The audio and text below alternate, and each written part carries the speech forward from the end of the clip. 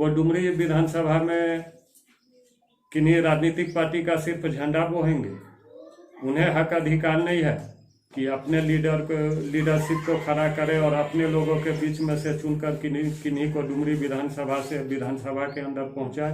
पूरे झारखंड में हमारे जितने भी उम्मीदवार खड़ा हुए थे, डुमरी में हम लोगों को सबसे ज़्यादा वोट प्राप्त हुआ था और इसी चलते डुमरी विधानसभा के लोगों से हमें बहुत अपेक्षा है और उनके अपेक्षा के अनुरूप हम लोगों ने उम्मीदवार देने का निर्णय लिया। समाज अपनी क़यादत खड़ी नहीं कर सकता है क्या?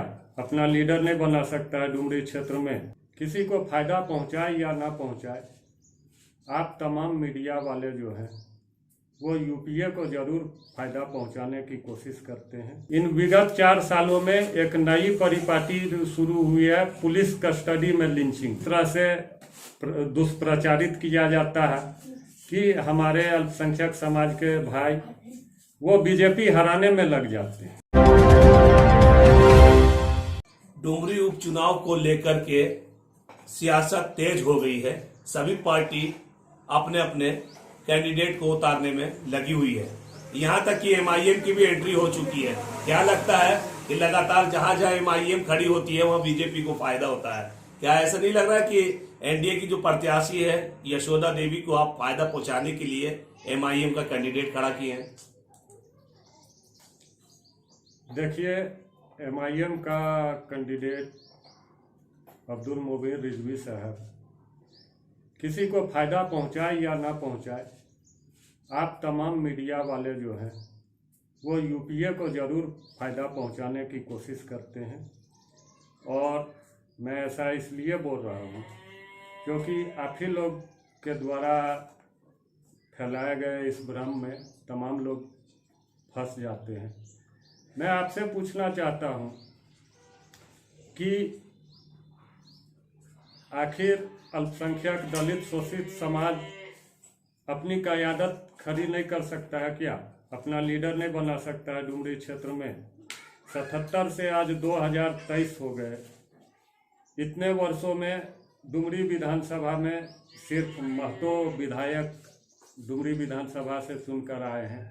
तो और तमाम जो शोषित वंचित समाज के हैं, अल्पसंख्यक समाज के हैं, वो डुमरी विधानसभा में किन्हीं राजनीतिक पार्टी का सिर्फ झंडा बोहेंगे। उन्हें हक अधिकार नहीं है कि अपने लीडरशिप को खड़ा करे और अपने लोगों के बीच में से चुनकर किन्हीं को डुमरी विधानसभा के अंदर पहुंचाए जो उनके हक अधिकारों की बात को खड़ी कर सके। और रही बात किसी को जिताने और हराने की, तो हम लोग अपनी क़यादत, अपनी लीडरशिप खड़ी करने के लिए वहाँ पर उम्मीदवार दिए हैं।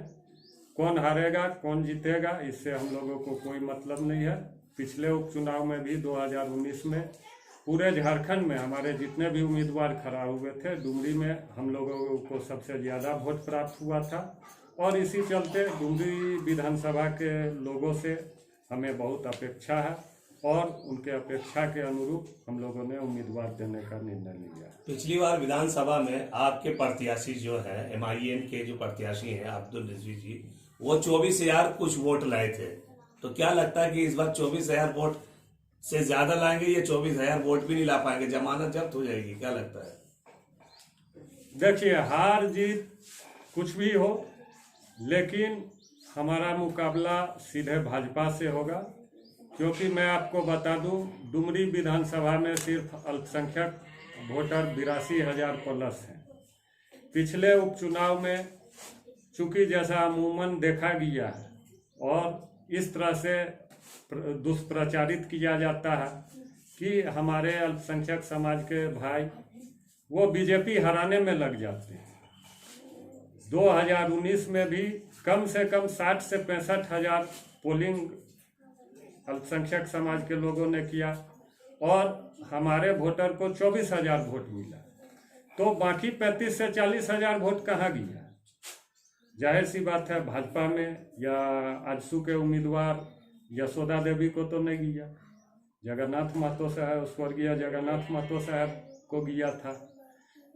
तो और हमसे ज़्यादा वोट जगन्नाथ महतो, स्वर्गीय जगन्नाथ महतो साहब को मिला। उसके बदले हमें विगत 4 सालों में क्या मिला? एनडीए सरकार के कार्यकाल को छोड़ दीजिए, विगत जो 4 साल है यूपीए सरकार का कार्यकाल है, इसमें हमारे लोगों ने जो बीजेपी को हराने के लिए हमारी उपेक्षा करके और जगन्नाथ महतो साहब पर जो भरोसा जताया, उनके बदले उनको क्या मिला? सिर्फ इन 4 सालों में गुमला रायडी में मॉब लिंचिंग का शिकार हुआ, बोकारो के धवैया ग्राम में हुआ, और भी बगोदर के सुनील तुरी का मॉब लिंचिंग कर दिया गया। सिर्फ मॉब लिंचिंग ही नहीं, इन विगत 4 सालों में एक नई परिपाटी शुरू हुई है पुलिस कस्टडी में लिंचिंग की। इस यूपीए सरकार के 4 सालों के कार्यकाल में अभी विगत 1 साल के अंदर में पुलिस कस्टडी में 4 लोगों को लिंच कर दिया गया। और सबसे दुखद बात यह है, जैसा कि आप लोगों ने देखा है, बहुत अल्प अवधि में अभी बरही में पुलिस कस्टडी में अशफाक खान की डेथ हुई।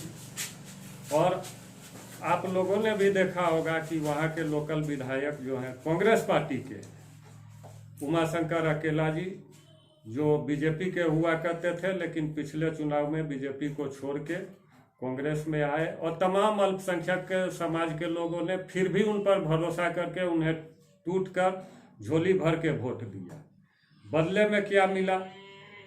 अशफाक के परिजनों को मदद करना तो दूर, उस पीड़ित के जख्मों पर सहानुभूति तो उन्होंने फेरने का काम नहीं किया, बल्कि उनके जख्मों से खेलने का काम किया।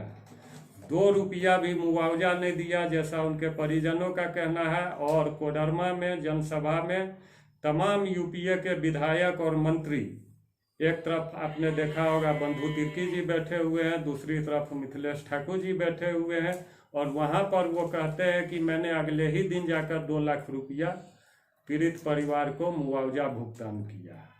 तो यही तो हो रहा है। पिछले 4 साल से हम अल्पसंख्यकों का जख्म पर मरहम लगाना तो दूर, अब ये जो यूपीए सरकार है, हम अल्पसंख्यकों के जख्मों से खिलवाड़ करना शुरू कर दिए। अच्छा, ये बात बताएं, जब आप इतने मुद्दों पर फाइट करते हैं तब भी आपका झारखंड में कोई विधायक नहीं है। सीधे तौर पे ये है कि भाजपा को फायदा पहुंचाने के लिए आप कैंडिडेट को उतारते हैं, और टिकट की यहाँ तक की देखा है सौदाबाजी भी होती है, क्योंकि आपकी टीम जो है एमआईएम सीधा बीजेपी की बी टीम कहलाती है, और इससे सत्ता पक्ष को नुकसान पहुंचता है।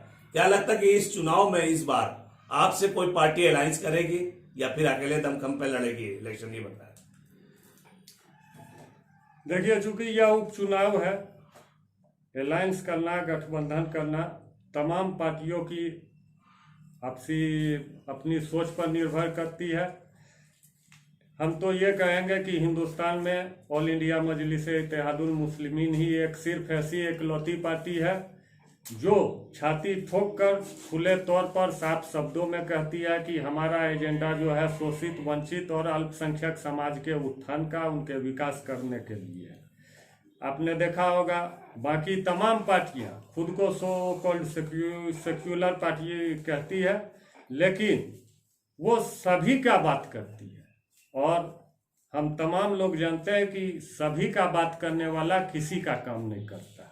एक हमारी ही पार्टी है ऑल इंडिया मजलिस-ए-इत्तेहादुल मुस्लिमीन पार्टी, जो सिर्फ शोषित, वंचित और अल्पसंख्यक समाज के उत्थान की बात करती है, हक अधिकारों की बात करती है, और इनके अंदर इंडिपेंडेंट लीडरशिप के लिए काम करने के लिए लोगों को प्रोत्साहित करती है। अब ये झारखंड के तमाम पार्टियों को सोचना है कि वो हमारे साथ आकर मिलकर तीसरा मोर्चा बनाएंगे या नहीं बनाएंगे। तीसरा मोर्चा का दावा तो अभी बहुत कोई कर रहे हैं, लेकिन मैं आपको बता दूं, पूर्व से ही हमारी पार्टी AIMIM 2019 में भी चुनाव लड़ चुकी है, और आपने देखा होगा चुनाव परिणाम आने के बाद कि ऑलरेडी मैक्सिमम जगह पर तीसरा ऑप्शन हम ही बनकर उभरे हैं। तो यदि किन्हीं को निष्पक्ष रूप से तीसरे मोर्चे पर काम करना है तो फिर उन्हें आकर एक मंच पर हमारे साथ ही काम करना चाहिए। ये मेरा तमाम पार्टियों से अपील है। बीजेपी को लेकर क्या राय है आपकी? बीजेपी को लेकर हमारी क्या राय रहेगी? बीजेपी का अपना नीति सिद्धांत है, जहां उनको डिवाइड एंड रूल करना है। ना विकास से मतलब है, ना रोजगार से मतलब है, सिर्फ नारा है सबका साथ सबका विकास।